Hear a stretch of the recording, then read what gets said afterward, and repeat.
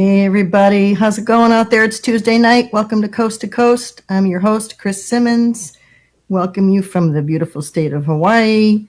Yeah, it's a tough place to be stuck on a rock, but been home for 5 months, 6 months. I don't know. I'm losing count.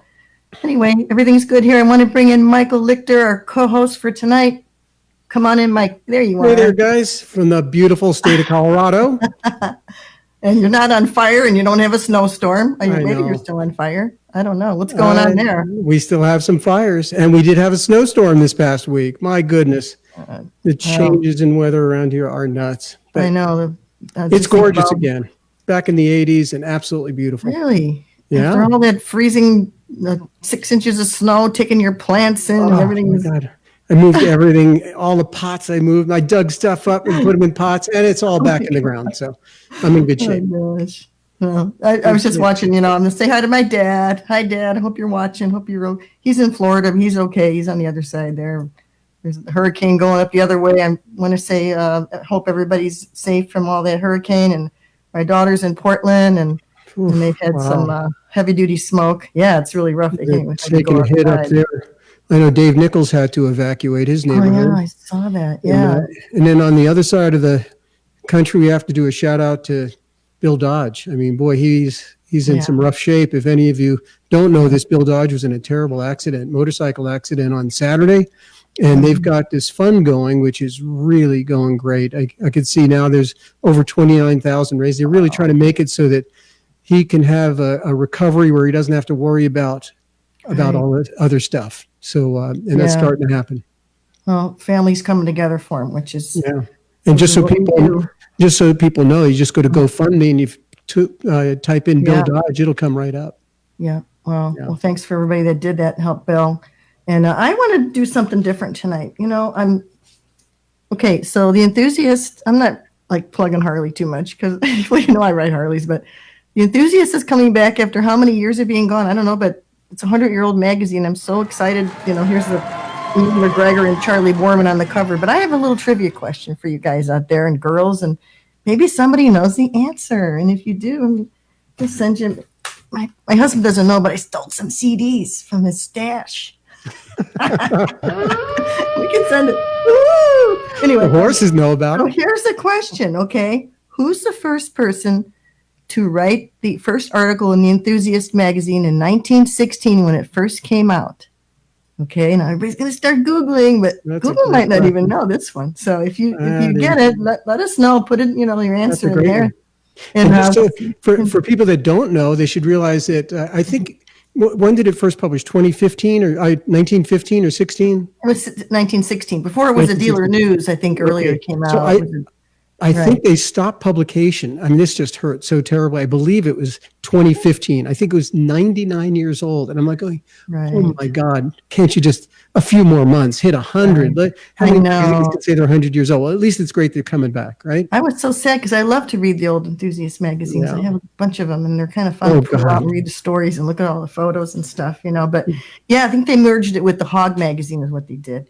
Anyway, so I just wanted to do something fun, something different, So you want to bring on our first guest, our only guest tonight, because she's just so fabulous. We didn't need anyone else. I think she's just so.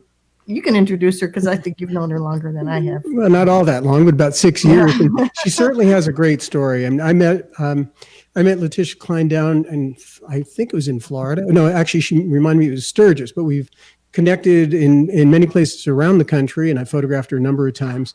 And I thought she's been through so much in 6 years. Her life has really changed, gone through a lot of different things, and she's doing some very exciting stuff now. So I thought she'd make a great guest. So on that note, let's bring her on.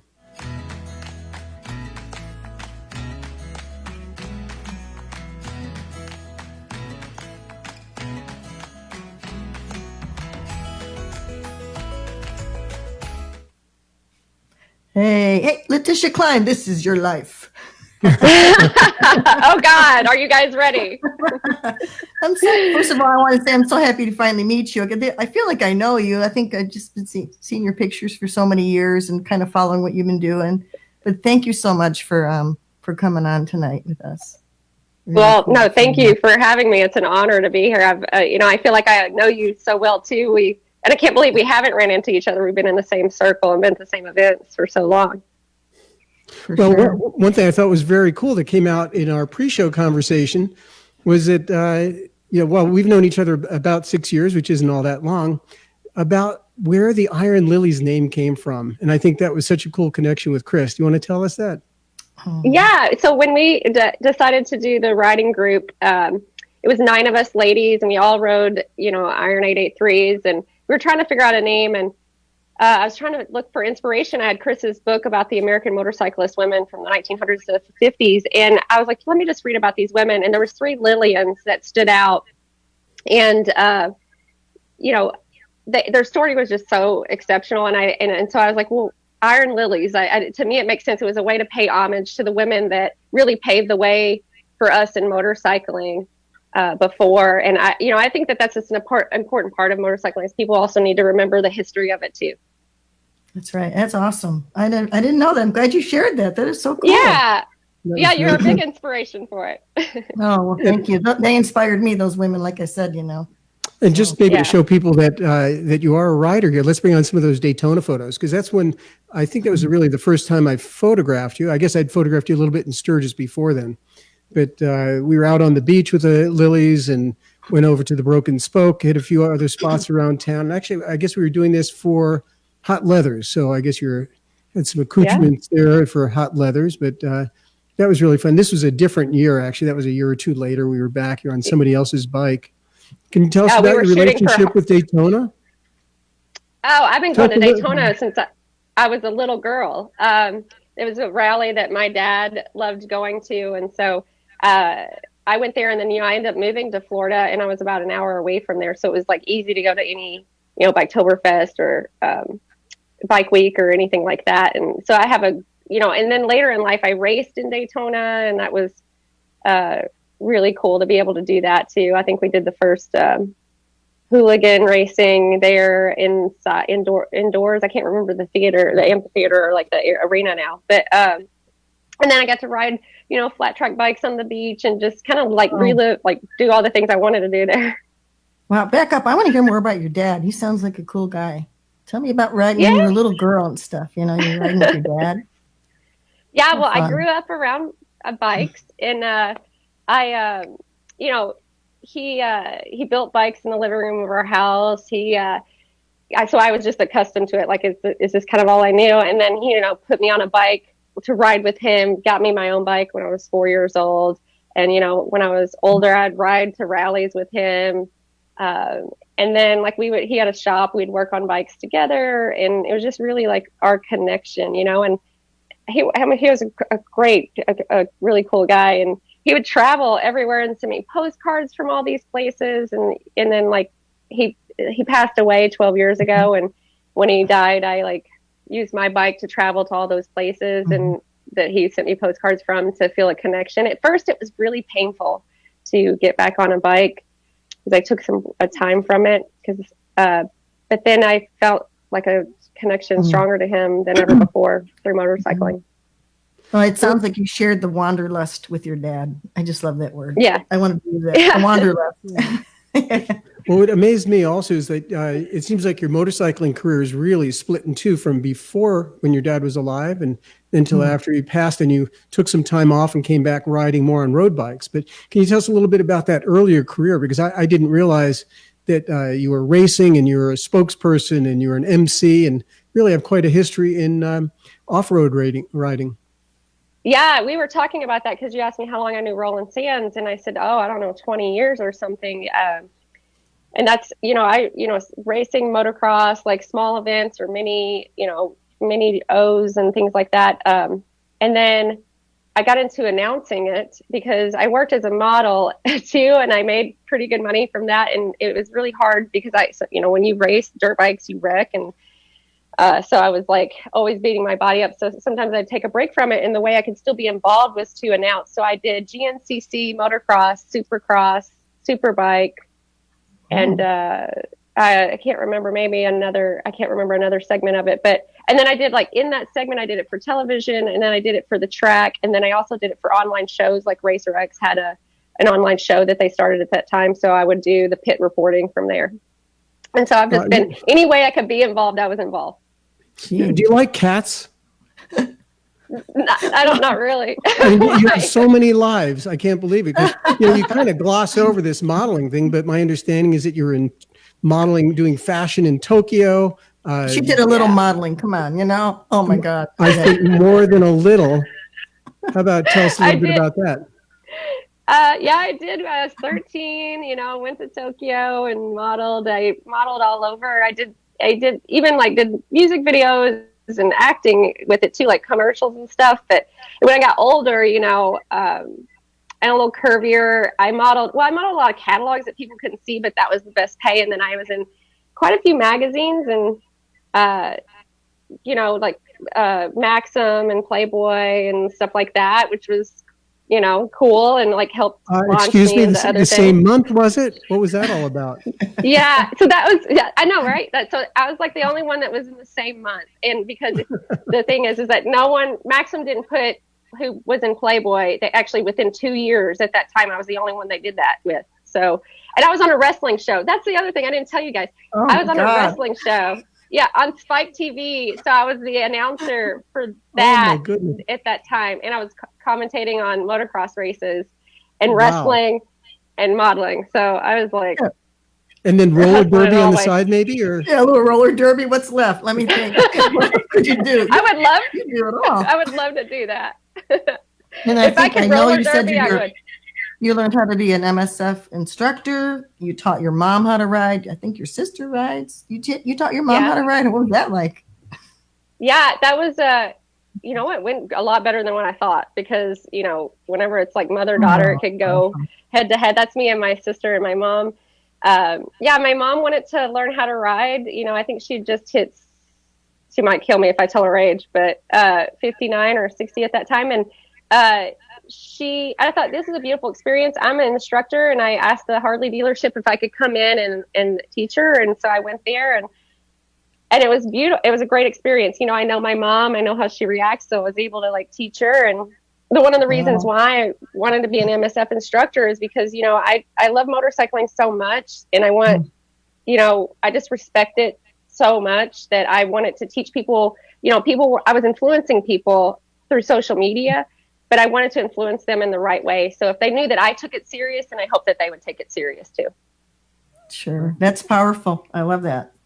And then you did some Houligan stuff. So tell us about how you became the first female Harley-Davidson Houligan rider.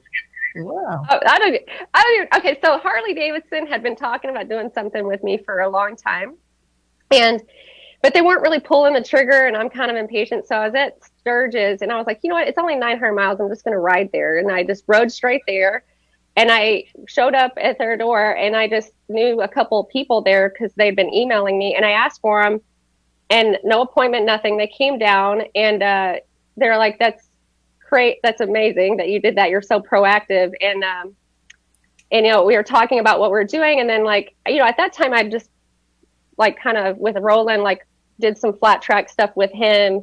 And so they're like, hey, can you come in our office tomorrow for a meeting? And they set me down and they're like, hey, we want to sponsor you for one of the Houligans, to be one of the Houligans. I was the only one. It's all dudes. And, I was like, are you sure? I'm not that great of a racer. You know what I mean? I was like, really? But, Houligan racing is really about the fun of motorcycling. It's getting people to think you don't have to be this heavily trained, from the birth athlete to get into motorcycling. And you can ride your race, your normal bikes, kind of on there. It's to get people excited about the sport again. And I think that was my role, and I was excited about it, and I wanted to take it and run with it. So I got 2 race bikes and built them. And then I had every race, I would have a different female race the other bike as a teammate, because if I had teams and I'm only giving one other girl a shot, I wanted to give 12 other girls a shot. That's awesome. I didn't know. See, I learn more about you all the time. That's great. How cool is that? Stories. Wow. Well, there's something I never wanted to do. I'd say you're out there also inspiring a lot of people. So I'm kind of curious about the whole influencer thing. When did that come about? Your social media blew up and all of a sudden you had a lot of followers. Can you kind of describe that experience of getting into that, how it happened, and where did it go? Where did that lead to? Yeah.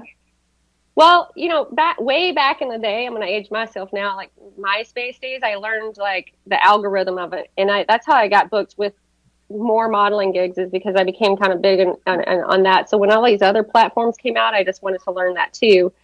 But I didn't, like, I kind of got burnt out from it. And then when I started, posting, I wanted to post my real life, and I hadn't been able to do that forever. So I started posting motorcycles, and it would like not get that much engagement.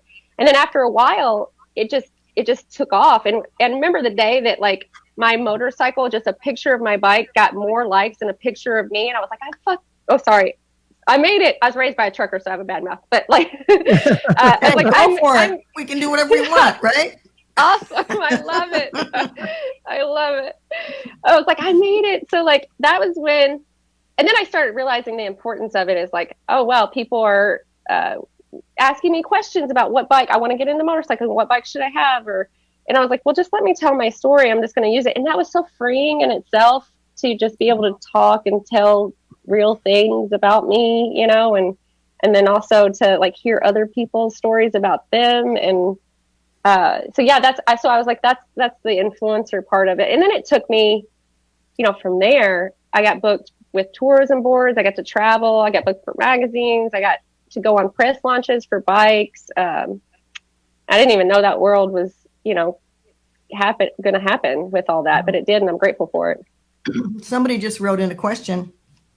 What were your biggest challenges in this male-dominated industry? Wow, we've never thought of that one before, haven't we? A great question, actually, wasn't it? It came from Marcy Lack or Marcy Latch. Yeah, that's awesome. Very good question. Yeah, it's a great question. And I always say that the thing that I think that holds us women back sometimes more is ourselves, because since the moment we were born, we kind of were trained and conditioned to think that we were the weaker sex, that if we did something male dominated, then we're less female. And I think that, trying to find that balance, and I even tried to find that, like, modeling and riding a bike, and I think it was just being taken serious as a rider. And I did a lot of work. I mean, I beat my body up to be taken serious as a rider, and I think I was trying to prove that more to myself than other people. Like, I rode to every single rally. If I had a race, I rode to my race and then raced, which I should have been resting. If with the women riding group, we had to ride at least 10,000 miles a year and, own and work on our own bikes. So that's cool. So, I think that was the Iron Lillies, right? Yes. They were out of Florida. Is that where they were out of? Yes. Originally, out of Orlando, Florida. But the Iron Lillies, they seem to be really the cutting edge at the time. I think that was around 2015. And, yeah, I mean, there's many women's riding groups now. And I think you were pretty much ahead of your time on that one. One of the early ones. Would you agree with that? Oh, yeah, I would say so for sure. And we wanted to keep kind of the old school riding rules to our group. So we didn't let other members in, but we wanted to influence other people. And then later on, we opened the group. We had so many people wanting to join, so we opened the group up to members all over the world. So we have people that ride for the Iron Lillies all over. But at that time, like, we were just these 9 chicks that traveled around. We rode to all the rallies. We led rides. We raised money and awareness for different causes. And we had to have a minimum of a CC bike. And the reason why is just because you had to keep up. Like, we rode a lot, Sure. Well, I'll tell you, it was pretty badass, because when you guys all pulled in somewhere, that was quite a scene. I felt like brought a lot of attention, didn't it? Oh, yeah. Did you ever do the Babes Ride Out? That's the one I want to do. It's on my list still. I haven't gotten to do that one yet. Babes Ride Out. Yeah, I rode there a couple of years ago, the one in New York. And I'd love to do the California one too. And I was amazed. Like, I thought it was like a great thing. I walked away from it. Like, there's so many beautiful stories that were there, but there were so many different types of women motorcyclists, like adventure bike, just dirt bikes, choppers, bobbers, like, new riders. And I mean, it was just a place where everyone felt kind of comfortable be themselves. Yeah. Women supporting other women. That's where it's all about for me. I got to do that one. That's on my list. I'd like to get in there with my camera. I don't think you're allowed, right? You have the wrong equipment.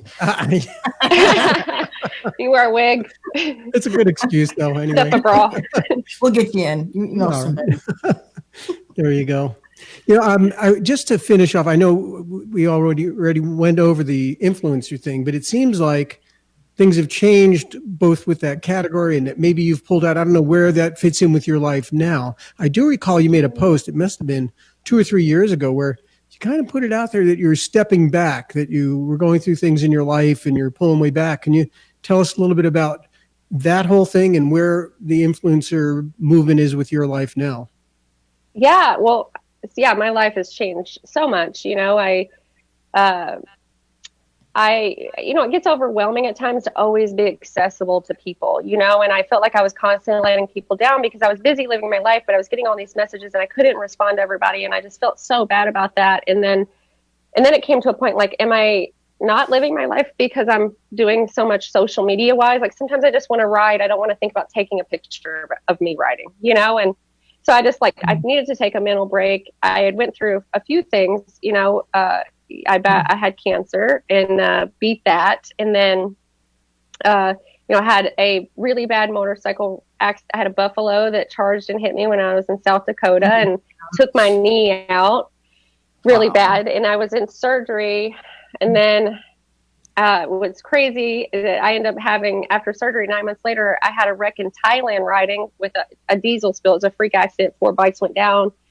I got taken out too. And tore the same knee. So I just had surgery 4 months ago. So that really, there was a good period of time where I wasn't able to be on a bike. But I started instead I started a free community motorcycle garage in my hometown called Smiley's.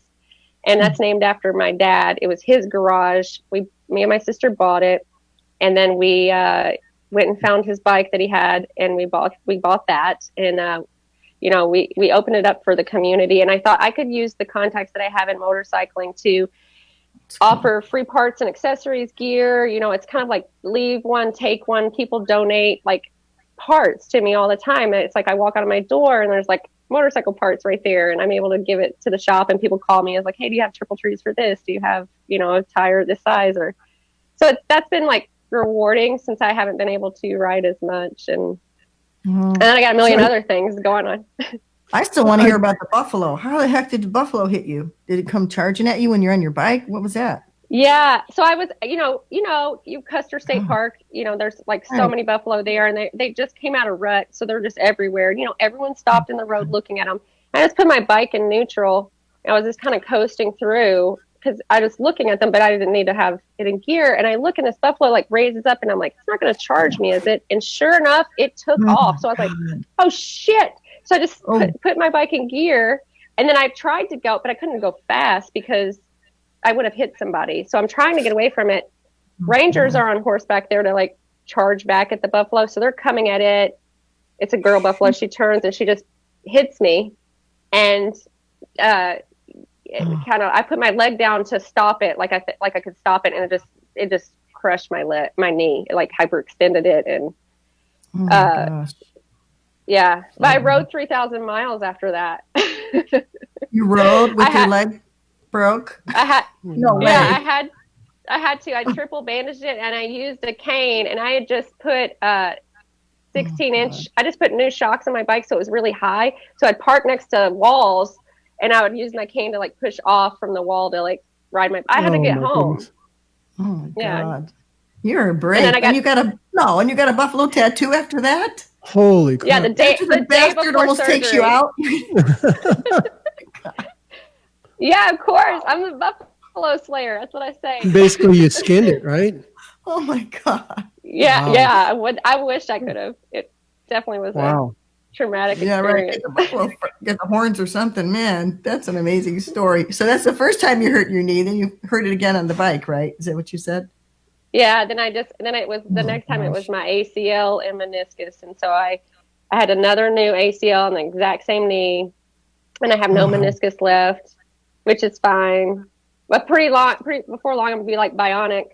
I've had so many injuries. Yeah, well, then you get to be my age. You're going to start feeling it, girl. Don't worry. You get up in the morning. Oh my God. What's this today? I just can't believe how much you've done in a short time. You know, this Smiley's Garage, I am a little curious because you say it's a free garage. So somebody had to pay for that building and for the electricity. And what's all that about? I had assumed this is a DIY garage that people are members of. So I guess I had it all wrong. Yeah, no, it's free. It's not that expensive for me to run. We actually became a 501c3 in January. We became official. So now like we can do things with donations if people want to donate and fund back the garage. Like eventually we want to do classes for people. We bought the land beside it and we're going to expand it to make it larger out there. And so, yeah, I mean, it doesn't really cost that much to have it there. I mean, it's electricity. I own the property. It was my father's, and you know, it wasn't land in Kentucky's cheap. Well, so I know that you live next to a national park and you're in a gateway city, this small town that you're in. But do you expect that riders, it sounds like it's absolutely gorgeous to go riding down there. So do you expect riders to be coming through and they'll know that you have this garage, they can stop and tune up or change their oil? Or is that what you're catering to, people coming through town? Yeah, well, in my local community, no one really gave back to my little small town. So I wanted to take care of the people here. And then people don't realize that there's a lot of motorcyclists that come through our area because I am 2 miles from a national park. So, and it's some of the most beautiful riding. So we have a lot of motorcyclists that come through. We have 1 million people that visit that park every year. So there are a lot of people that come to the area. And so it's catering to everyone. I mean, we built this huge deck on the side. It's like a 40 by 40 foot deck. And so people see that's riding a bike. They always turn around, they stop thinking that, you know, what is this place? And then, you know, they're hanging out and taking a break and a rest on the patio, talking shop in the garage. And you know, I just love that you came back to your roots where you were born and raised, and you went off to sell the world and traveled and did rides and, you know, your model stuff and everything. And you came back to where you were born and you're doing all this stuff in this little town. It's so cool. You know what? Why don't we come back to that, because there's so much to talk about with what. We'll take what's happened these last 2 years. Why don't we take that break and thank our sponsors for a couple minutes? Is that all right? Yeah, let's take a break. We'll see you guys in a few minutes. Hang on, Leticia. We'll be right back. Thanks, Leticia. I joined the military straight out of high school because I felt like I really needed some direction in my life. And what I got out of it was a sense of purpose and, more importantly, to be part of a brotherhood. I started riding when I was 21 on sport bikes like most of us do when we're 21 years old. Quickly, I transitioned into love of a cruiser. My perfect ride would be with all my buddies with me, riding on the coast of the ocean. There's something amazing about having all your friends with you in the perfect scenery all at the same time. My bike is a 2015 Harley-Davidson Dyna Fat Bob. My favorite upgrades to it so far are my custom fairing and my 16-inch ape hanger handlebars. My name is Brandon LaBelle, and I'm a Dennis Kirk rider.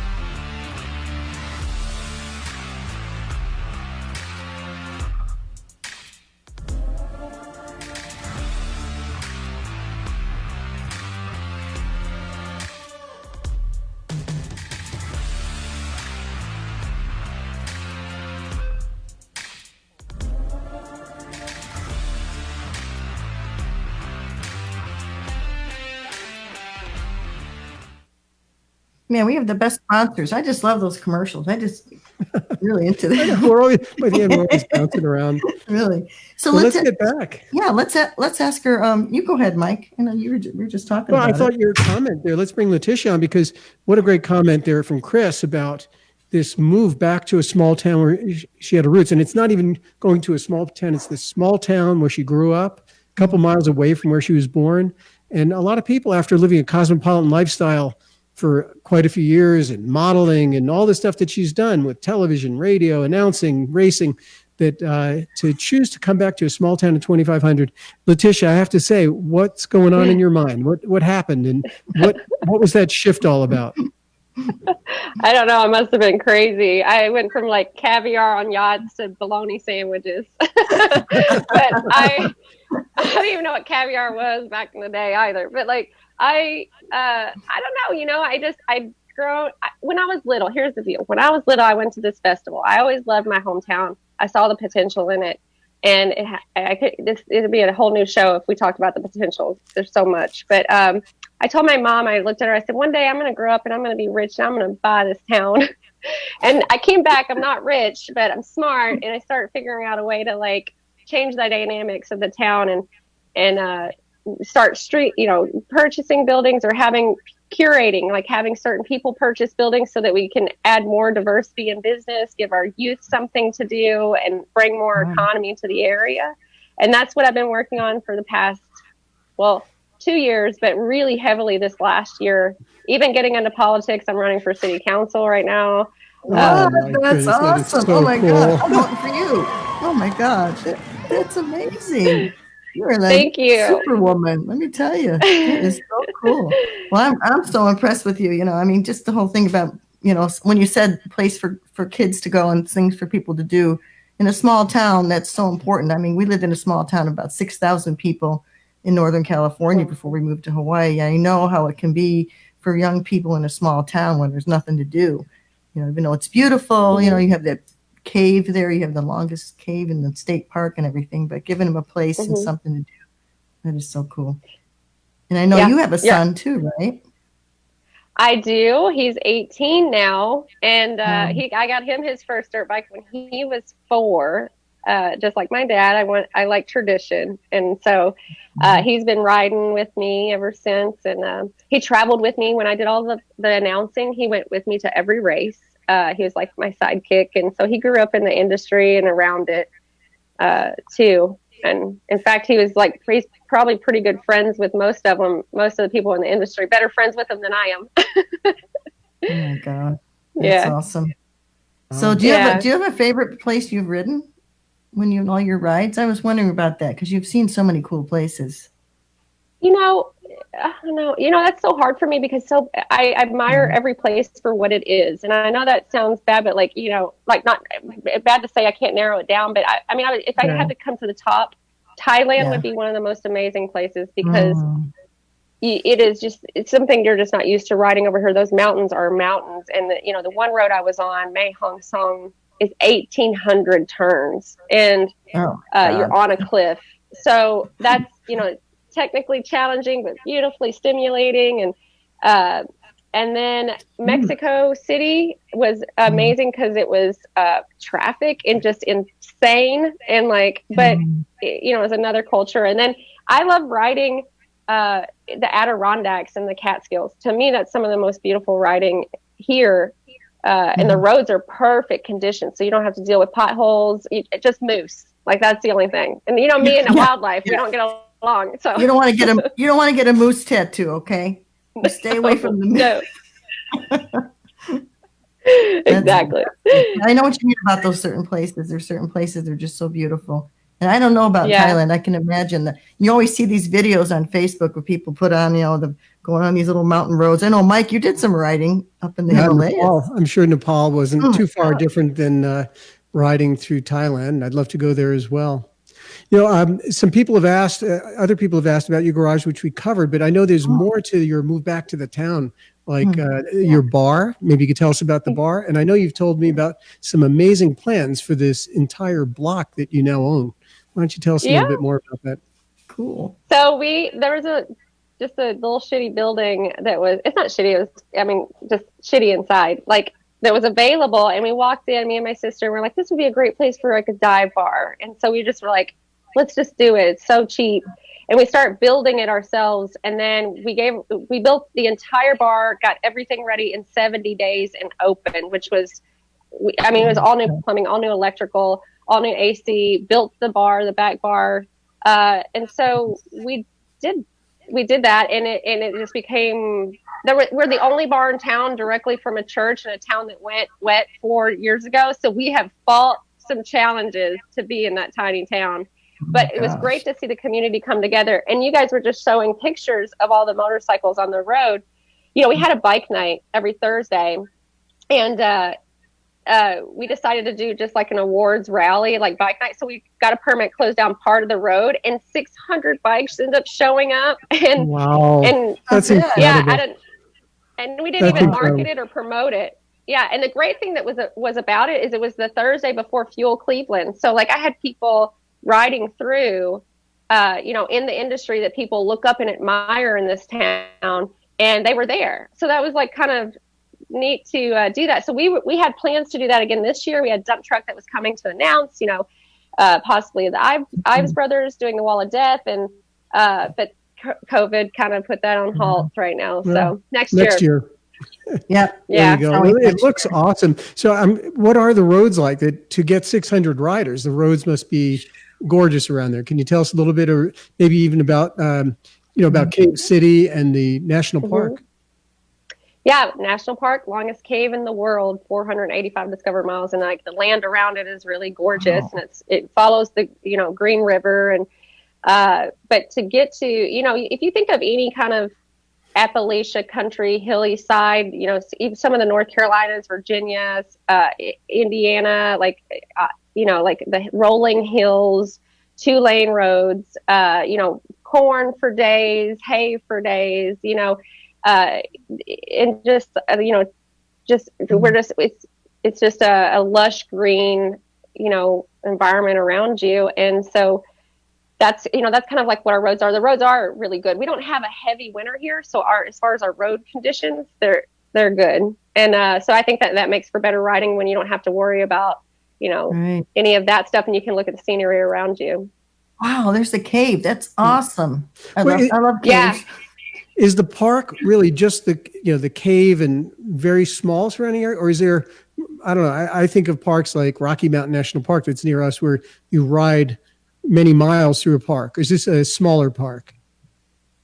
I can't remember I should know like how big that park is. It's very, but they own so much property. It goes through like 3 counties. I think the park does itself. So there's lots of roads. There's lots of roads, and there's all kinds of little side roads. No cell phone service. It's like way out there. It's mostly roads and scenery, and there's all kinds of caves in my area. I think there's around 600 caves total, because we're in a karst region, which means that like we're just more susceptible to caves. And like, so when you come to my town, I live in a roadside attraction. I have the original old cement wigwams that were from the 1930s. We have life-size dinosaurs right off the side of the road. We have, all these little like tourist, gift shops and amusement parks and water parks. And it's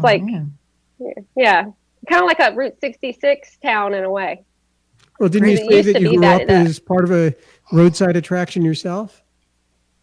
Yeah, my mom and dad had a rocking gift shop, and my dad brought back these 2 or 3 20-foot Tin Man and put them out in front of our shop, and eventually collected other things like a 1920s fire truck, an old gas pump, and all this stuff. And so people would stop and take pictures, and we lived there like too. So like I was always around tourists. So like really the world came to me there. And that's how I learned. One of the reasons my love of travel and experience came to be is because I got to talk to people from everywhere from our little shop.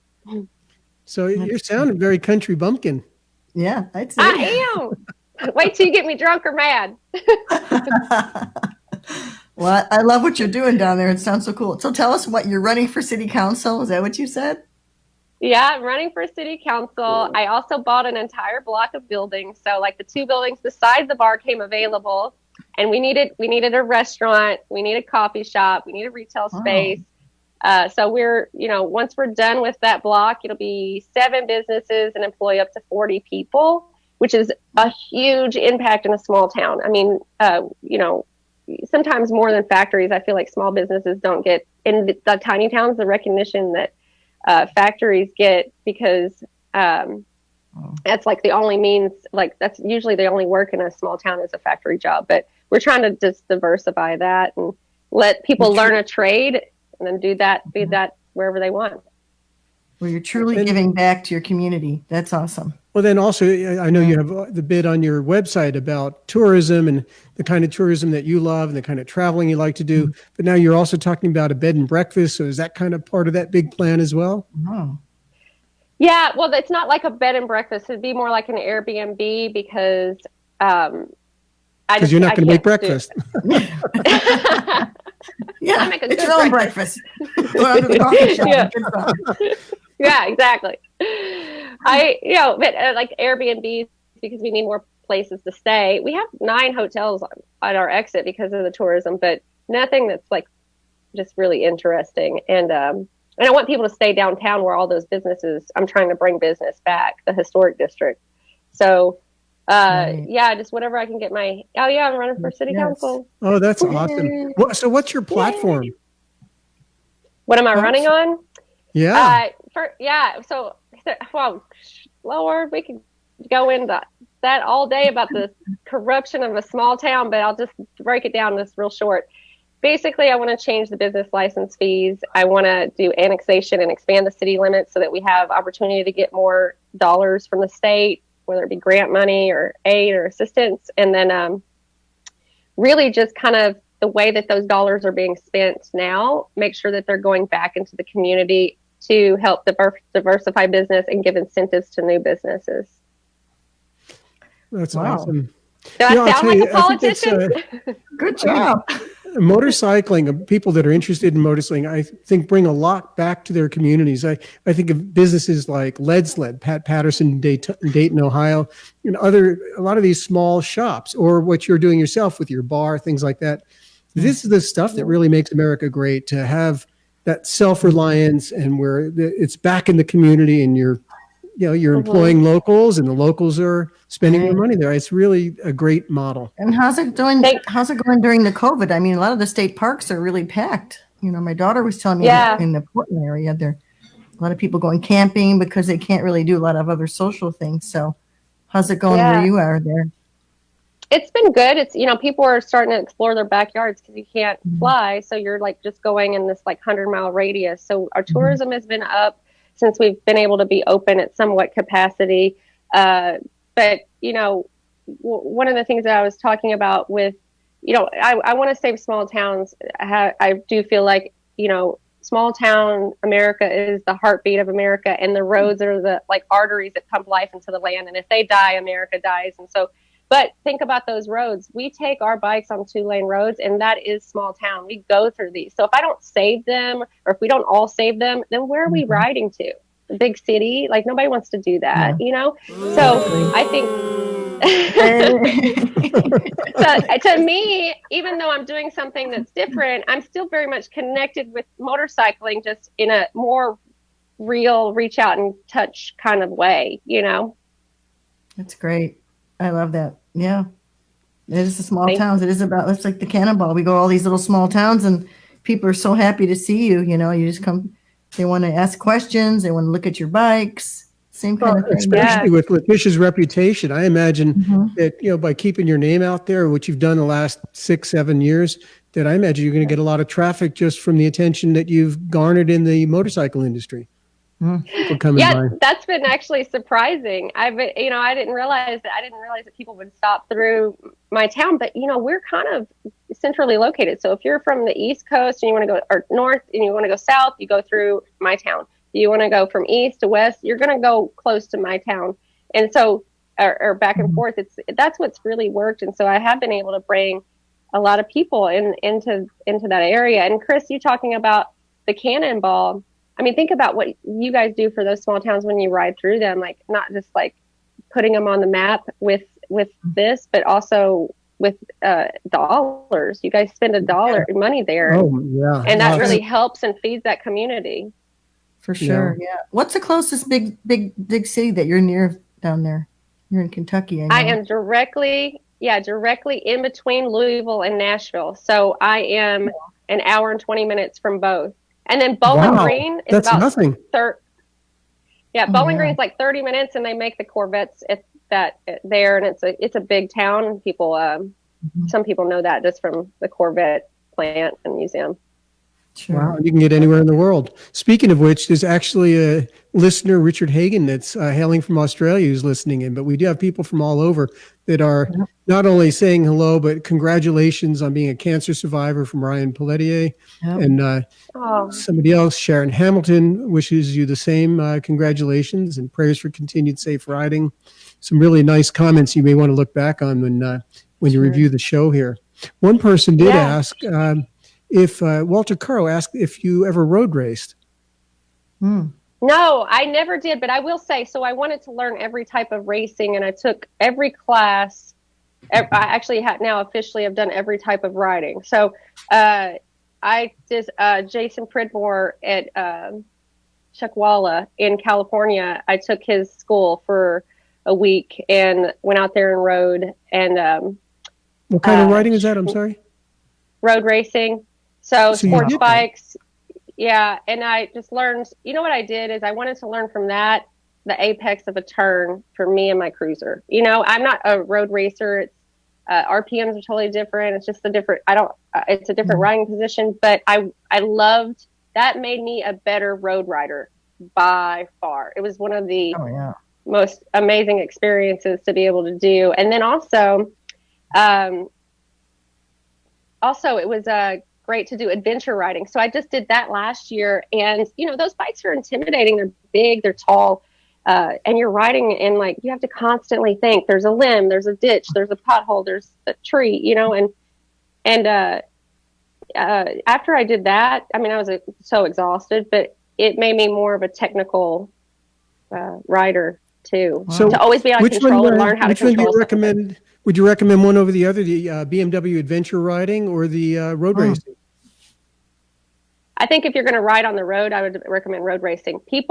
Number one accidents on motorcycles, and I learned this from Motorcycle Safety Foundation, is in a curve. So, learning how to counter steer and hitting a turn the proper way, throttling and all that, I think that's so valuable to save your life. I think people don't, we tend to think some people, motorcycling became so popular that it almost became an accessory, which is a great thing because sales went up, but accidents did too. And so it's your life. It's something serious to think about. And if you really want to enjoy it, you can only enjoy it if you're good at it. Because then you can relax on the bike. You can enjoy your scenery because you know that you have the skill set to be able to, kind of control it if something were to happen. That's why I always tell people, I had been riding for over 20 years when I took the advanced class through the Motorcycle Safety Foundation. I recommend that for everybody because I knew I was okay riding. I've been riding for so long, but I didn't know what counter steering meant. Even though I was doing it anyway, I didn't know there was a word for it. I took this class, I think, in 1987 or 88. So go take that class, get the experienced rider class. It's really, you learn a lot. Yeah, well, I took mine so many years ago, and after years of riding, you pick up bad habits and you don't realize, and sometimes going back to the basics and just doing it again. I think that I think everyone should do it because I had to go through the training process, which was a long process to be able to teach it. So I had to humble myself down and tell myself hey, just act like you're a brand new rider, learn it all again. Well, Jason Sims has suggested here in a comment that if you really want to learn all types of racing, you better get on the Cannonball or the Motorcycle Chase. I knew that was coming. Either of those things. Any experience with older bikes or any desire to do anything like that? Actually, I would love to do that. Absolutely. I raced Sturgis. I raced an old Harley, hand shifter bike for Roland. That was so incredibly hard for me because it just was, for one, I'm wearing a boot and that, I was trying to make it to where the clutch, my boot wouldn't slip off. The foot clutch, you mean, right? Yeah, the foot clutch. Yeah. And so it was definitely, that was not the way I should have been introduced to older bikes because I was literally just thrown in a race. Yeah, I don't think that'd be the place I would learn. First time I ever was on a No. foot clutch, somebody put me on a bike and they said, go on, take a lap around the track. It was the Daytona Speedway. And I'm like, oh, what? And they go, yeah, go for it. It's you got to get out there. So I get out there and I get halfway around the track and I did okay. And it died halfway around the track. You had to push it or try to start it? He forgot to put gas in it. I ran out of gas. The guy puts me on a foot clutch I'd never been on one before. Take a lap around the track, and that could have been Matt Olson. I don't even remember anymore. I think it was a nightmare. And sweat and bullets. Thinking, oh my God, what am I doing out here? No, but you should do the cannonball. I think it's a great idea, Jason. You know what? Maybe she could be like Jody Perowitz. Get a sponsor out there to say, hey, I have a spare bike. Ride my bike. What about that? No trouble getting a bike. I know we can help her get a bike. You just say the word, get you a bike.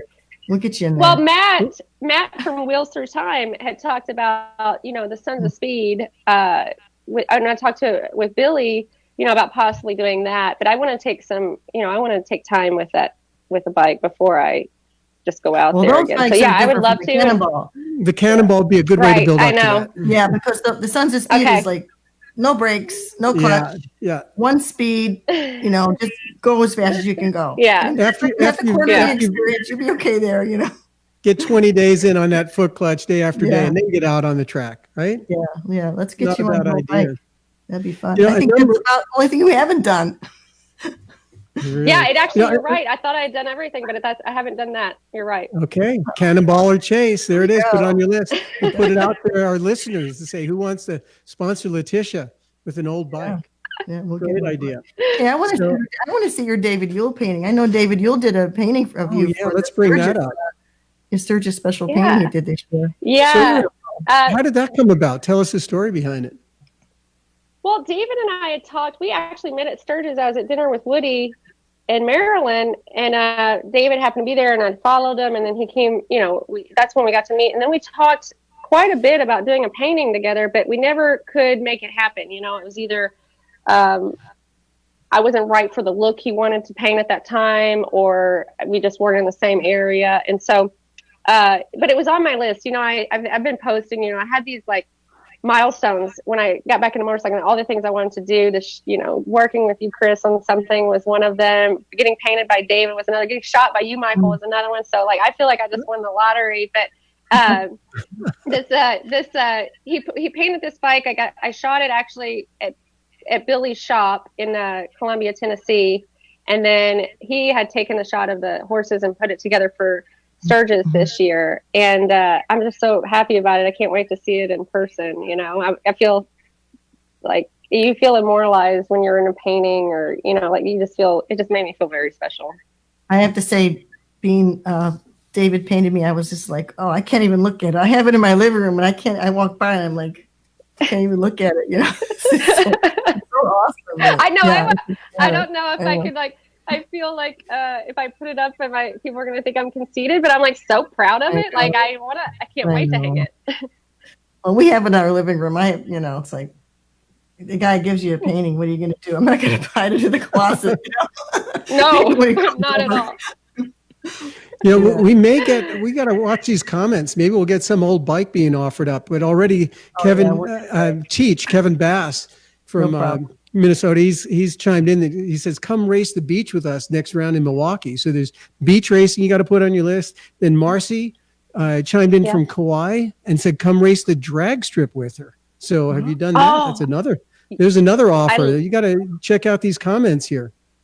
I will, and I'll probably hit them up. The drag racing is something that I actually love to do. We have a drag strip here at Beach Bend, and so I would go out there and after knee surgery, because I couldn't really, when I was allowed to ride, I had to be kind of careful. So I could go in a straight line, no problem, but I wanted to learn more about that. And I just love that rush. And I love, reaction time, in racing, it's all about reaction time. So I love that part of drag racing too. It's about reaction time. It's about your timing of, shifting. And so and then trying to stop it afterwards. I love being out of control. I also think that women sometimes have something on guys. I've seen with reaction time. Do you remember Lori Dalton, right, Chris? Oh yeah, Lori Dalton. And there's that photograph Yep. I have of her where her eyes are bugging out and the Yep. front tire's off the ground and the back tire is all twisted. And I always thought that, to me, there's a woman racing. Like, she was so one with the lights and one with the track. So focused. Yeah. So focused. It sounds like, it's amazing because here, in a sense, your life is slowing down. You're down in your dive bar, but you still have quite a list of things that you hope to do. So it doesn't sound like that's getting much smaller, is it? No, if it gets smaller, then I'm probably dead. Like, I got to keep doing stuff. I'm trying to live it all right now. And it's not getting any smaller. You're right. I didn't realize how big my list had got until this show. So I got to get to work. You got plenty of time. Trust me.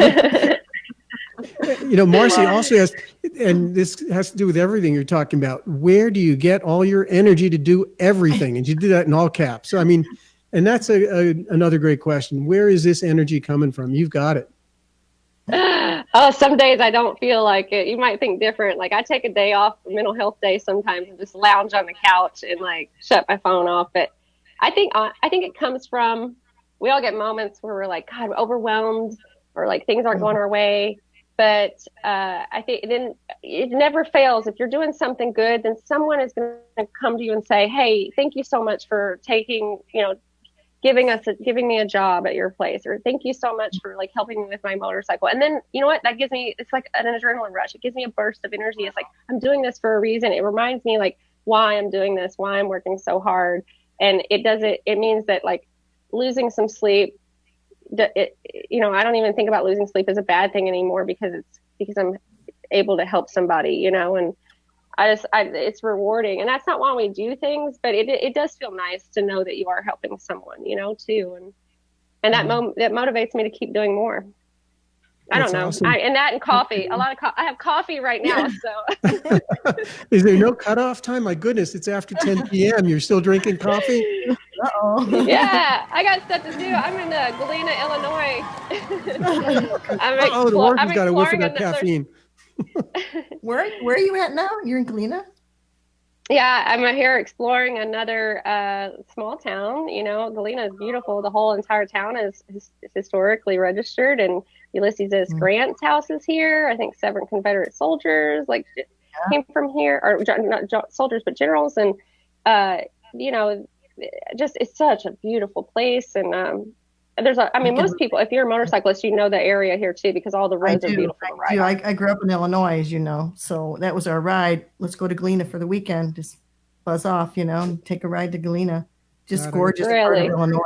Yeah, it's really cool. Wow. Well, maybe I'll meet you there someday. We'll come and hang out in Galena. I'd love it.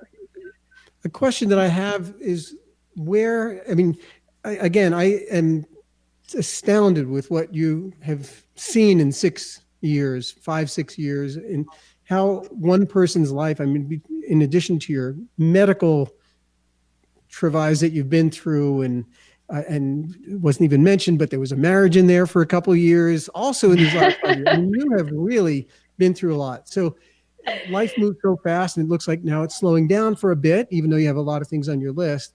Where do you see Leticia Cline in 10 years or 15 or 20 years? Is there a vision in your mind? Do you have anything, or is it truly one day at a time and you really see where it leads you? I try to live a little bit of like Buddhist mentality of being in the moment, but I do have like things that I want, which, I would love to have a book, in there that I wrote. It doesn't even have to be popular. I have a story inside me. I want to get out. I've been working on it for a while. And then, I would love to, I would just travel. I want to get back to traveling a lot more. And, I'm going to do this, help my town, kind of boost it, kind of let people take it from there, and then go do that in another town, and then really it's just it is kind of one day at a time, because I have all those races and different things. I didn't even mention Bonneville. That's another thing I want to do. So I have a list of things that I just want to accomplish. And And then I just, if you really want it, you figure out how to do it. So I write a list right. like I did in motorcycling. When I got back, I wrote a list of all the things I wanted to accomplish, and I did. So now I've got more that I've been adding to, and I'm just gonna try to go for it. And when you were talking earlier about all the things I went through. I mean, at the same time I was battling cancer, this is such a crazy story, but it's probably the worst thing that happened was I had an abscess tooth that got into my bloodstream and almost killed me. I was on bed rest for 3 months and with so many antibiotics that it killed all the good stuff in my body. And when I finally got off bed rest, I had to race 6 days later, and it was in Portland, in the one show, and I crashed and hit a wall. I couldn't control the bike. Like, I was so weak. I don't even know what I was thinking, but I didn't want to let people down, and I didn't even tell people that I was like going through that at the time. Wow, it sounded metaphorical that 6 days later you hit a wall, but you really hit a wall. Jeez. Yeah. Wow. Oh, I did. I hit a wall and a post, and I was knocked unconscious. Wow. Yeah, but an offer came in. There is an offer on the table. I figured Jay Allen was going to come up with something. She said, Mike Ball, you can ride one of my bikes on the chase. Wow. Offers on the table. There you go. Really? Oh, you'd like that. I see it right here. I'm looking at it. And there's a link by his name. You may want to check this out after. Yeah. I'll hit you up, definitely. The chase is really fun. Both Cris and I have done it. It is a lot of fun. Yeah. Yeah. And awesome. You could do it because you got to do your own bike, carry your own stuff. It's not like the Cannonball with a big support team. That's right. Just get yourself a bread basket and throw all your shit in there. Sounds good. I like to carry very little with me. That's the other thing is when I was supposed to be gone for like 2 weeks and 1,500 miles or something. I ended up doing like 30,000 miles in like 3 months on my bike. I just like kept riding, and that taught me how to live, like only carry what you need, and I do that with everything in my life now, like minimal lifestyle. If I can't carry it, I don't need it. That's awesome. Well, you just throw it away and buy some new socks in the next town. Yeah. Right, Mike? the Buddha in you, right? Yeah. Awesome. Yeah. Well, yeah, it's just very, you get more out of life, like not just financially, but like with everything else. Oh. Is there a place called Elizabethtown near you? Yeah. Because Drew Woodford said he visits his 92-year-old grandma there, and he wants to bring her to Cave City, I guess, to meet you. Because I would love that. She had a Harley back in the 50s and rode in the Wall of Death. Cris, are you hearing that? Oh, yeah. I'm going to have to talk to him. That's really something. That's really cool. Wow. Some great participation with the comments tonight. I really appreciate that. Hey, and you know what? That's a great connection all around, because if Leticia really wants to ride at Bonneville, they run a program called the Buell Brothers and Buell Sisters, where they have an experienced bike that they'll bring you out and get you all set up to run Bonneville on them. Yeah, you did that, right, Cris? Yep. Yeah. That's awesome. That sounds great. Our friend Jay Allen. I mean, there's so many people that would help you. You just have to ask. Yeah. When you have time with your busy city councilwoman lady. No, I'd love to. Thank you. I'd love to ask. My daddy always taught me, you never ask to ride somebody's bike or whatever. So I am. This is amazing. This show is like making my night. All the opportunity that's out there. It's I'm going to be. All we got to do is put it in the universe, right? Right. Motorcycle people are very giving, totally giving people. Anyway, I want to thank you. It's going to be that time to saddle up and say goodnight. But I want to thank you again for coming on. Just made our week here. It was just so amazing to get to know you a little bit better. And I'm excited about hanging out with you. Go check out your bar and do some riding together maybe sometime. Let's do it. Me too. Yeah, I can't wait to come visit. I really want to come down to that little town, see the dive bar, which we do have one question we didn't ask. Both Cris and I somehow, great minds think alike, we saw that photograph of the front of the bar, and there's a person diving. You can't see it. It's right above the sign, but there's a person diving above it. And I wanted to ask, because I saw it in my memory, it's identical, about one block west of the beach, of the boardwalk, a half block north of Main Street in Daytona.